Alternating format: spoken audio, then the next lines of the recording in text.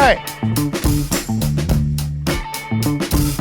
Once upon a time, there was a leak around this fireplace chase, and they put what's called counter flashing. So actually this fire chase has 2 layers, it's been double flashed, and then they put this counter flashing over the top of it. Unfortunately, the counter flashing is no longer really intact. If you look, I can actually stick my hand up behind the counter flashing, up behind here. Yeah, this is actually another active roof leak on the house.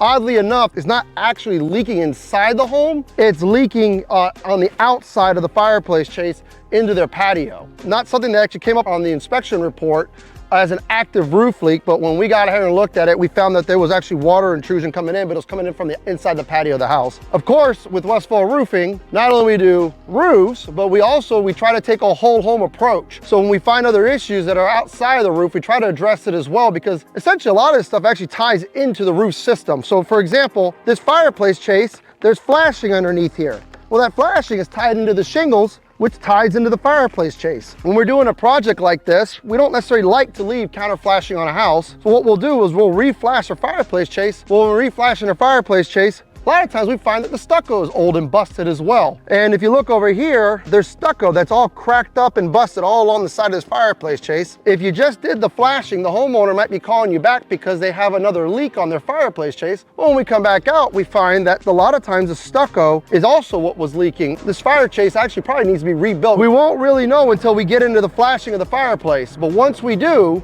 we're probably gonna find that the fireplace itself has been structurally compromised. So we'll more than likely be taking off the stucco, taking it back down to the frame and rebuilding this fireplace. Sometimes we'll re-stucco it, other times we'll put new hardy board siding on there. It kind of depends on what the homeowner's preference is. And of course, when we're rebuilding fireplace chases, a lot of times the cap is not in the best shape. When you look at it, you can see some rust. I bet you if I hit my finger hard enough on top of this cap, I might be able to puncture the actual top of this cap with my finger. When you're rebuilding a fireplace chase, a lot of times we usually actually install a brand new chimney cap on top of it as well. Usually because you got rust, and also you want to make sure that your fireplace cap fits the correct size of your new fireplace chase that's just been rebuilt. This fireplace cap doesn't have a wind skirt around it. Our new fireplace caps that we install typically have a wind skirt that keeps wind and water, really water, from blowing inside the cap and into your fireplace. This cap's actually been lifted up by the wind.